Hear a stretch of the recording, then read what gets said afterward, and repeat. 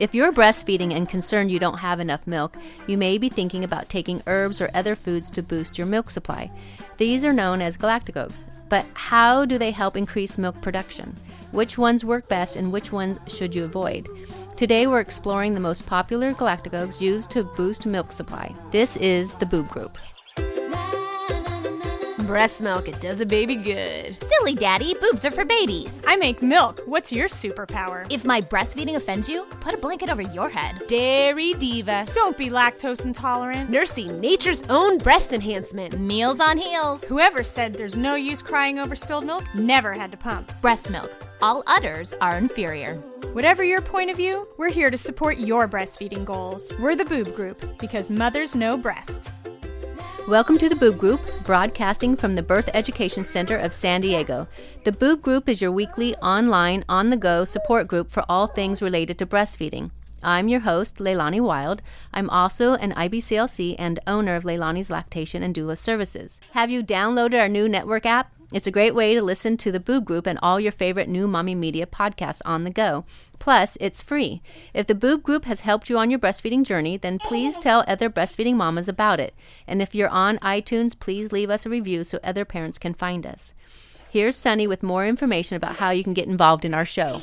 Okay, well, we want to hear from our listeners. We want to hear from you guys and your breastfeeding and your pumping experiences. It just makes the show so much more fun. So there are a couple different ways that you can do that. We have different segments that you can be part of. So if you go to newmommymedia.com, go to the show section for the Boob Group and scroll on down, you'll see a section for segments. And those are the various ways you can participate. But I'll give you a few here that are my favorite. So we love to get mail from you guys, so to speak. So email nowadays, right? Tell us about an episode you like. Tell us about something that you learned, something like that. We love to hear from you guys, and we'll play those comments on the air. And we have a segment called Boob Oops, which I think is really funny. And that is where you share your funny breastfeeding and pumping experiences. And also a segment that is, we've had a lot of people submit for this lately, which is awesome. And that is called Mama Hacks. And it's where you share your breastfeeding or pumping hacks that you've come up with. So we all breastfeed and pump our babies in a little bit different way. So if you've found a way to overcome something that was kind of a pain for you, or just a way to enhance that overall experience, we would love to hear from that. So you can go to our website and submit via the contact link, or if you actually want to tell your own story as opposed to me or Leilani telling it for you, you can call our voicemail at 619-866-4775 and record your message, and then we'll play that on an upcoming episode. So let's see. We're going to introduce our panelists. I'm Bethany. I'm 28. I'm an inside sales rep at a promotional products company. I have 2 kids, a 14-month-old boy and an 8-year-old girl. Awesome. And then online, or actually, what would you call it? On the phone. There you go. We have Dawn. Yes, Dawn Kursula. And I am an IBCLC, and I've been helping moms through La Leche League. I'm now retired from there, but I've been helping moms with their babies for over 30 years. I have 3 kids of my own, all grown, and I have 2 grandsons up in Alaska. I'm in Vermont. And so one of the things that we're going to find today is that different people are going to say, what do you mean that's the most favorite Galactagogue? Because it's different everywhere where you are. Yep, that's true.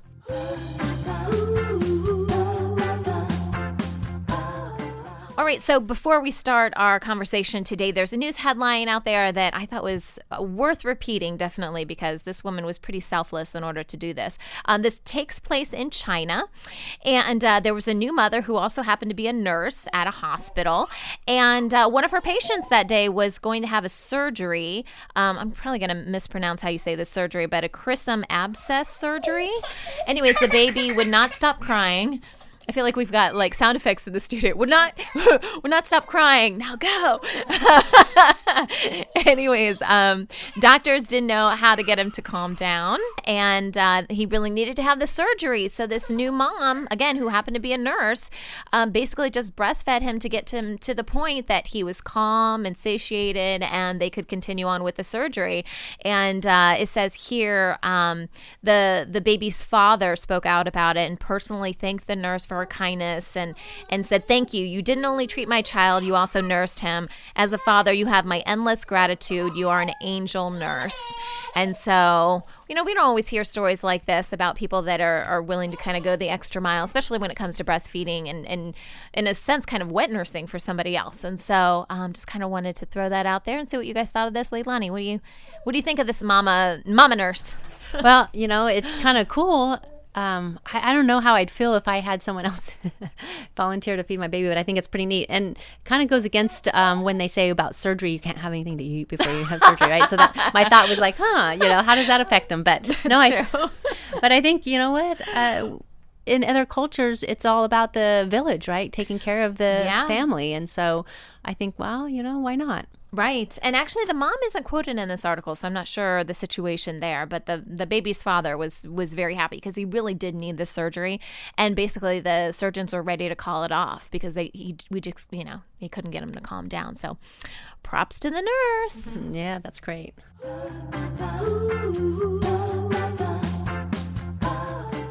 Today on the Boob Group, we're discussing how to boost your milk supply using the popular known Galactagogues. Our expert, Dawn Kersla, an IBCLC in Vermont. Thank you for joining us, Dawn, and welcome to the show. Thank you. I'm glad to be here today. Dawn, can you tell us what a Galactagogue is, or however you want to pronounce it? Is it Galactagogue or Galactagogue? I've always heard of Galactagogue, but you know what? This is another thing that I have learned. We all say things in different ways, and some people, when they have heart problems, they have angina, and others have angina, and both of them are considered correct.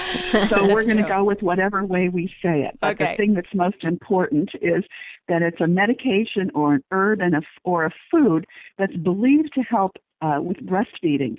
And I'm using the word, this definition is straight from the Academy of Breastfeeding Medicine protocol. And it's very interesting to me that they say it's things that are believed to help the milk supply, because we need research. A lot of this is word of mouth, and we know that mama to mama is the most important kind of support that we can get, but it sure is nice when the research can back us up, but we need the research to be done. So I think that in the same way that we always used to complain, the doctors would say, show me the studies. And so all those uppity women decided, well, then I'm going to do the studies. So now we're starting to have more of those studies.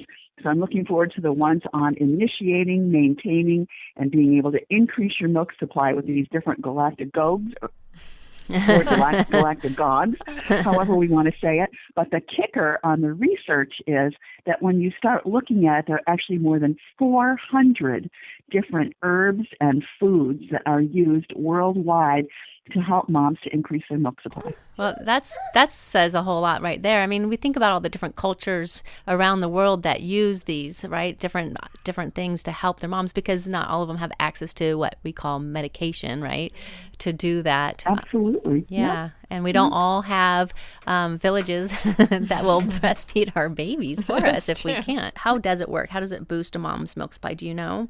Well, as you can imagine, if there's 400 different kinds, and we haven't done a lot of research, there's a lot of question about, or there's a variety of ways that things work.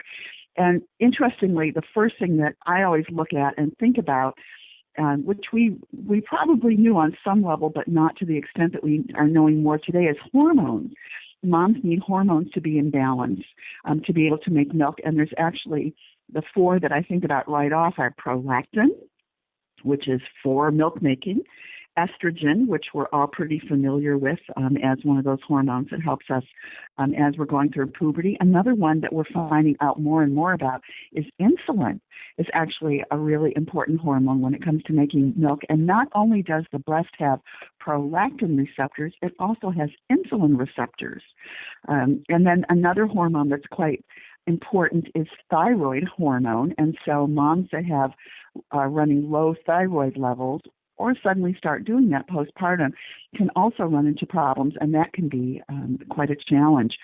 So some hormones, some galactagogues, help prolactin to circulate longer in the body, and that's important especially in the early days to help increase the number of prolactin receptors. And many galactagogues we just don't know, and it's interesting that many of them also help regulate bad cholesterol. Like if you start looking at some of the foods in particular that are useful for helping your milk get better, and they also help with insulin resistance. And then there's if you start looking at the list from around the world, you'll also notice, well, gee, these are just things that are really good to have in your diet. So I wonder sometimes whether it's a thing that we know that women around the world can make good, healthy milk for their babies, but sometimes it would be really nice if we were good and healthy and feeling loved and not stressed besides. So that's kind of my spiel on how different kinds of things can boost mom's milk supply. Right. Well, it certainly makes good sense when we think about how we take care of our bodies and how our bodies will take care of our babies too, right? During birth and in postpartum, So Absolutely. Yeah. So, Bethany, were you concerned about your milk supply? I was concerned. Elliot was perfect weight when he was born, but he had really bad jaundice, and so was hospitalized, and actually had a lactation consultant come in, work with us. He was only a week old, and we found out that I wasn't feeling let down, and I couldn't, he was never full. And something that she suggested was, look up a list of things that you could eat. Almonds and oatmeal were one that I really remember. Oatmeal definitely did it for me, but it was still because I'm not sure. I don't understand really what was going on with my body at that time, but I wasn't feeling let down, and even when pumping, it just wasn't happening. And then along with fenugreek, I tried that, but it was that I felt like almost getting mood swings, and just the smell of maple syrup kind of did it in for me. I couldn't take it. My husband was like, "You got to stop taking that." But I tried those, and Elliot was dropping in weight. I couldn't provide him with enough, so I did definitely do a lot of research and try multiple things to try to boost my supply, but it didn't work. And when you recognized at week 1, is that when you recognized that you were having a problem with your milk supply? Yes. It's all about how we demand from our body. So I do recall you saying earlier that your baby had a tongue tie, right? Yes. And so the signal wasn't getting across to your breast. Correct. Yeah. So Dawn, can you explain a little bit about that? Absolutely. One of the things that we wondered, we knew for years that supply, the demand will make a supply when it comes to breast milk. But one thing that we really didn't understand was why that was the case. And Peter Hartman back in the 1990s in Perth, Australia, did some research, and what he found was that there's actually a protein in mother's milk, and it's usually called something like inhibition of lactation factor, or it's also so-called factor for inhibiting lactation, so sometimes people will call it FIL.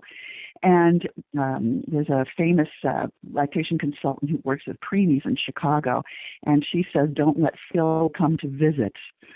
And what she's talking about there is that if your milk stays in your breasts, which is what happens with a tongue-tied baby who can't do a good job of draining the breast well, what happens is that it tells the body, hey, we got plenty of milk here, don't make more.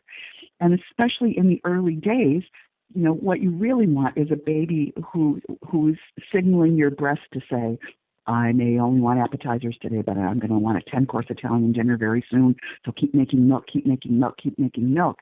And instead what happened with Bethany and Elliot is that because Elliot wasn't draining her breast well, her breast thought, well, we've got plenty of milk here. It must be a baby that doesn't need a lot of milk.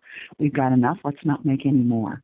So on a very basic level, and our bodies, are intricately and exquisitely made, but also simple. And so that's the simple answer. What a bummer. What a bummer when that happens. Yeah. Right. And I know that sometimes moms think they have a low milk supply, and they'll start, from day 1 pumping or taking some like mother's milk tea or something like that in anticipation of maybe having a problem, perhaps maybe even a previous breastfeeding relationship, yes. Right? So how does a mom know if she really has a true low milk supply? Okay, so I'm gonna this is one of those things where you're gonna wish you had a pencil because it's gonna have 1, 2, 3, 4, 5. but on the most basic level, the first thing that you really want to look at is, did your breast change when you were a teenager? So did your breast change at puberty, and also did your breast change during your pregnancy? Because those can be markers for something called insulin resistance, and then going on to what's called insufficient glandular tissue. So there's actually an entire book about this now by Diana Kasser-O, and it's called Finding Sufficiency, and that's a very, very good book if your breasts haven't changed very much while you've been pregnant, or they didn't change a lot back when you were a teenager and during puberty. Then the second thing that you need to do is if you say to yourself, yes, my breast did change, that's not where the problem is coming from. Then the second thing that you really want to do is look at your baby. And once you get to about 4 days postpartum, if you make the sign for okay with your hand, you want to be able to look at your hand and look at that O in okay. And by day 4, your baby should be giving you 4 poops that are the size of the O in that okay that your hand makes, that your fingers make. Now, some babies are going to give you only half of an O every single time that they eat, and other babies are going to poop right up their backs and right up into their hair. And both of those babies might be doing just fine, but that's about the amount of poop that you want, because a baby will not poop well if it's not eating well. And any time that you've got a baby, and I wonder if this happened with Elliot, that he still, at day 4, he might still have been pooping meconium. And he was. I actually work in a hospital, and when I'm looking at baby poop, I want those babies' poops to be turning green and be getting runnier by the time those moms go and babies go home. So anytime that you got a baby who's not clearing out what's in the bowel, you're going to be looking to see, is this baby really getting enough? Then another thing that you want to do is you want to be able to get to know your own breast. So get to know your baby, look at your baby, and then also your breasts. And most of us are not very familiar with our breasts. Sometimes our partners are more familiar with our breasts than we are when we have new babies.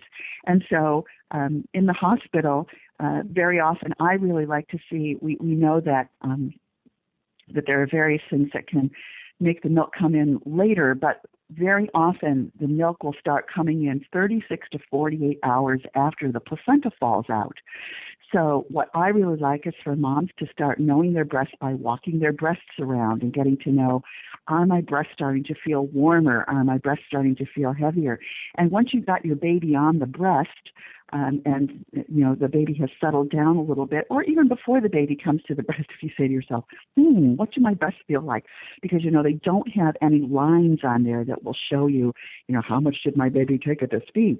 But if you get to know your breasts, you can actually walk your fingers around. When you are up near your armpits in those early days, you may feel some little milk glands in there, little milk cells, alveoli that are full, and they'll actually feel like baby peas or like little broccoli florets. And you'll usually feel those on both sides. And after a while, you'll actually start to feel them throughout your breast very often before your baby eats.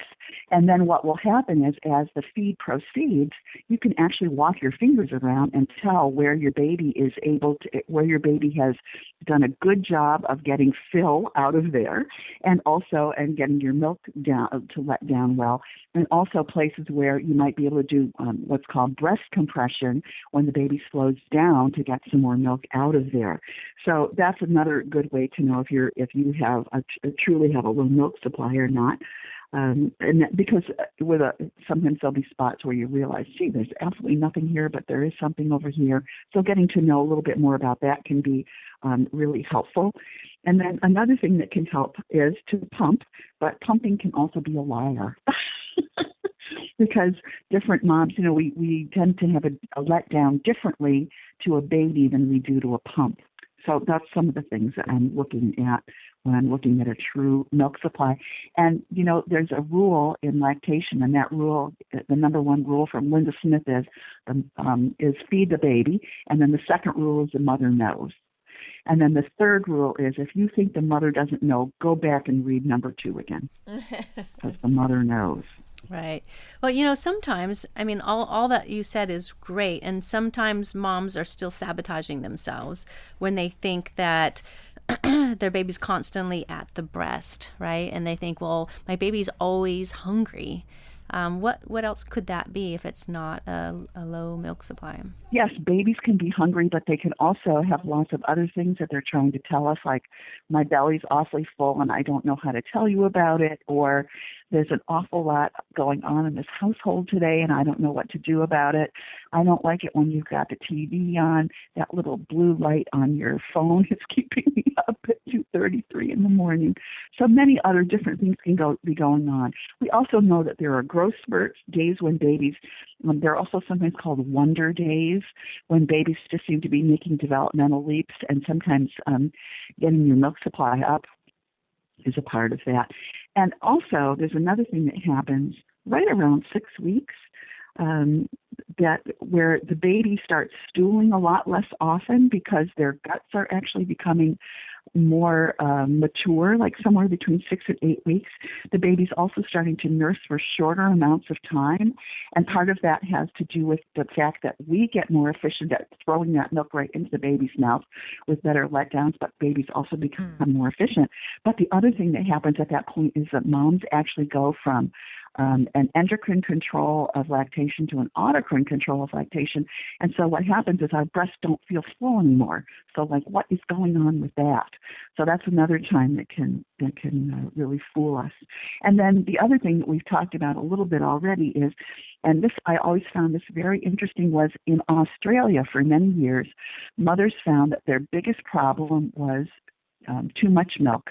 And here in the United States, we usually think that our problem is not enough milk. And one of the big differences is how much support we get postpartum from the village. Sometimes moms can help determine what their baby, is doing at the breast by doing like a pre and post feed weight check, maybe at a local breastfeeding support group or something like that. Absolutely. When they're concerned, because a lot of times, one visit may not be enough. It may be just a snapshot of just maybe the baby wasn't particularly hungry at that moment, but maybe the next feed would be a super large feed. So sometimes taking everything into consideration, not just one thing and dwelling on that, but a lot of times the instincts of the mother, reaching out to ask or question her situation with an experienced lactation consultant should be helpful in determining whether or not that baby really does struggle at the breast. Right. Great. When we come back, we will discuss with Dawn how to choose the right Galactagogues and which ones you might want to avoid. We will be right back.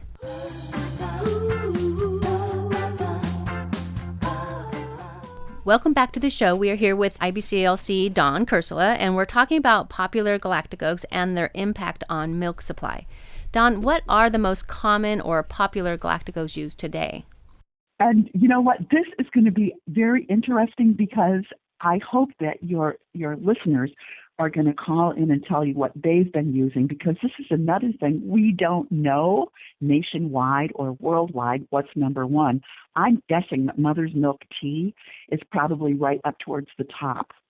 And this is very region specific, is what I found. But I'm going to give you like some of the top three in this area for herbs and foods, and then go on to some of the favorite herbal tinctures that are used in this, at least in my area. So mother's milk tea, I would say, is probably number one. Jack Newman's recipe for fenugreek and blessed thistle is probably another one of the favorites. And I do speak around the country, so this is one that I hear about everywhere. I was actually very surprised. I was in Kansas City, and someone was asking me how much fenugreek and blessed thistle I told mothers to take when they went back to work. And I was like, oh, I've never told them that. It's like, people can go back to work and not do that? Well, they can, but that's probably one of the very favorites, is fenugreek and blessed thistle. It does bother some people's stomach, as Bethany was saying earlier, that just didn't make her feel good. And actually, that's true with many of these Galactagogues. Shatavari is very, very popular in this area. And I don't know whether that's popular in your area. It's actually called, the herb for the woman who has 1,000 husbands, because it can also raise your libido. But very, very moms in this area have had very, very good luck with shatavari. And oats is also like very, very popular in this area, both as like let's have a nice big bowl of oats with cinnamon and maple syrup, Vermont maple syrup in the morning, but also in lactation cookies. And lactation cookies, moms around here like to make their own. So very often those have oats, flaxseed, and brewer's yeast in them. And I can certainly remember taking brewer's yeast with my babies. That was one of my favorite Galactagogues. Right. Well, how do you know which ones to use? I mean, there's so many out there to choose from. Do you just kind of randomly pick, spin the bottle kind of thing and go, oh, this one works? Or do you have like a step-by-step process on how to choose or pick one that's going to work better for you? And then how long should you stick to it? Yeah. I know this is such a complicated issue in so many ways, but if we're back to Linda Smith's rules that the mother knows, and as moms start to think about, what is it that I'm trying to target here? And so I would say that, if you're saying to yourself, I'm not sure what's going on here, I just feel like I could probably pump up my supply, I would say, why not make yourself some cookies or have a big bowl of oatmeal in the morning? Because that's something that you might already have in the house where you're not going to have to go out and buy something that's going to be expensive that might not work. So, I would definitely start with something like oatmeal. If you didn't have breast changes during pregnancy, I would definitely get yourself online and take a look at finding sufficiency and looking at insufficient glandular tissue and some of the information that we have out there. And in a situation like that, you might be looking at something like goat's rue, and that would be something where if you've got insulin resistance and you had gestational diabetes, that would be something that would be worth taking a look at. And oatmeal is also going to help with that one. Mother's milk tea is something that if you like the taste of it, it tastes a lot like licorice. And so if that's something that you like, and you usually need to drink about a quart of that a day, but you can get a pretty bad case of diarrhea if you start taking more than that. So if you start taking that and you start smelling like maple syrup, because that's when you know that you're at the right clinical amount, that's considered to be your sweat and your pee will start smelling like maple syrup if you're getting the right amount of fenugreek. And usually you would, if you go 4 or 5 days on those and you realize, yes, this is starting to make a difference, then you're good to go. And usually up to 10 days with the fenugreek, either in mother's milk tea or in capsules, is considered pretty good. So that would be for either for insulin resistance or just in general. If your baby didn't get to the breast early and often in the hospital, you might be looking at doing something with making sure that the prolactin is still in your system and staying in your system a little bit longer to work on those receptors. And so in that situation, you might try shatavari. That might be a good choice. And then if you're having a hard time with your letdown, with your pumping, and you're having a hard time with just sort of feeling on the ball in general. So, mother's milk tea is not a bad thing. Oatmeal is not a bad thing. Starting yourself on some fenugreek and blessed thistle, and again, thinking about, what is the main reason why I'm doing this. Bethany, I know that you mentioned earlier that you had tried oatmeal and the fenugreek. Was there any other ones that you had tried? I did the oatmeal. Almonds was another one that was, I think, high on the food you should eat list. So, I would have my big bowl of oatmeal with cinnamon and almonds and drink it with my morning mother's milk tea while I, am taking my capsules of fenugreek at the same time. And it got down to the point where, I was eating the oatmeal every day. And if I cut the other, 3 or 4 things out that I was doing, the oatmeal was making somewhat of a difference. And I would, I would feel fuller, but the fenugreek hurt my stomach, and I love black licorice, so the tea was not an issue. But the more I drank it and took it, it would hurt my stomach. And I noticed that that Elliot was fussy, especially with the fenugreek. As soon as I stopped taking it, a day later, his fussiness went away. And so that was something for me. The oatmeal helped a little bit, but the other things just made my stomach hurt and made his stomach hurt, I would imagine. So those are the things that I stopped. I kept drinking the tea a little bit, but mostly just kept eating oatmeal. Are there any ones that we should avoid, and why we should avoid them? Well, there's actually a really nice article online by Frank Nice. He is a pharmacist, and it's called Common Herbs and Foods Used as Galactagogues. I'm just going to give you a couple of the things that I happen to know about, and also some of the things that I read in here that are sort of representative of things to be thinking about. One of them is like fenugreek. If you have a ragweed allergy or a peanut allergy or chickpeas, soybeans, and green peas, you should stay away from fenugreek. You should stay away from blessed thistle if you're allergic to things in the daisy family. Obviously, if you have an oat allergy, and some people do, you should stay away from that. Another thing that is very popular in Eastern European countries as a galactagogue, like I'm Polish, and my son spent time in Poland, and he's very into nettle tea, but he's very careful about where he gets nettles from, because nettles actually take up heavy metals in the soil. So if you think about how we've all had to become more careful about where our rice comes from, because they put rice fields into places that were contaminated with heavy metals, well, you're going to have to be pretty careful about where your nettle is coming from here in the United States. I wouldn't just go to the drugstore and buy something that says that it's, that it's safe, because they're not always safe. You want something that's okay by the U.S. Pharmacopoeia, or a quality herb. Whenever possible. So I would say, don't buy the cheapest. Buy something from either like a co-op is very often going to be a place where you're going to be able to get something that's a good quality. Okay, well, thank you. Thank you so much, Dawn and Bethany, for sharing this helpful information about how to recognize a low milk supply and how to choose a galactagogue to protect your breastfeeding relationship with your baby.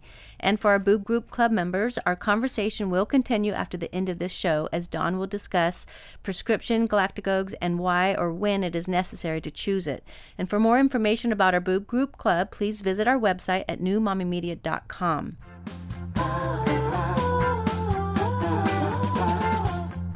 All right, it's time for a segment called Mama Hacks, where you guys are able to send us your breastfeeding and pumping hacks, things that you've discovered over time in breastfeeding and pumping for your babies, and little tips that you want to give other mothers out there.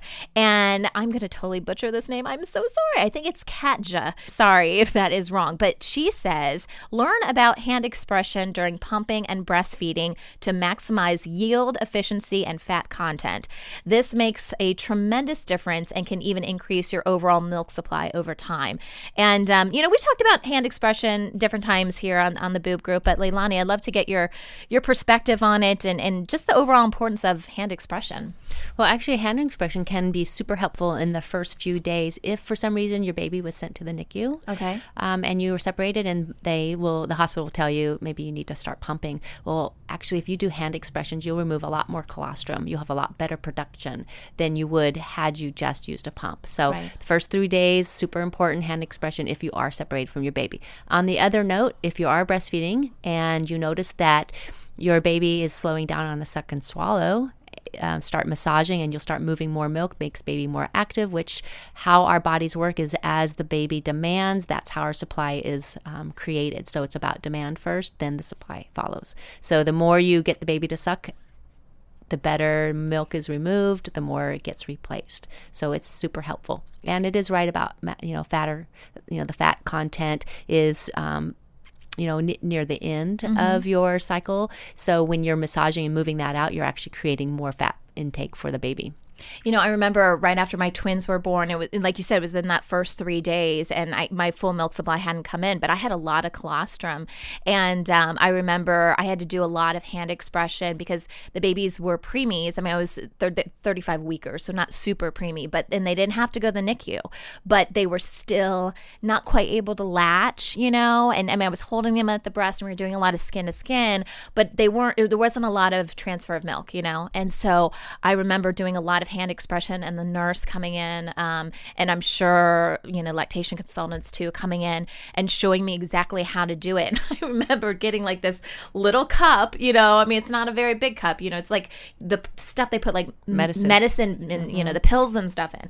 And so I remember squeezing into that, and they made me feel like queen of the world because they're like, you have all this colostrum. This is so fantastic. Like I wanted to run around screaming, like, look what I did. But and for, the fat content, that's important because the babies don't need a lot of milk, obviously, in the beginning, those first 3 days, but they probably do need, they need substance. And it's probably really important that colostrum has that fat content in it, right? Well, yeah. I mean, part of that, true, but it's just removing as much colostrum as possible. And hand expression will remove more colostrum than pumping in the first few days, yeah. All right. Well, thanks so much for submitting this. That wraps up our show for today. We appreciate you listening to the Boob Group.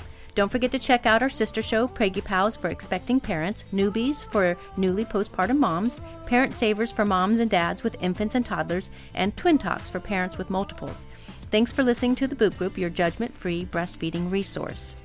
This has been a New Mommy Media production. The information and material contained in this episode are presented for educational purposes only. Statements and opinions expressed in this episode are not necessarily those of New Mommy Media and should not be considered facts.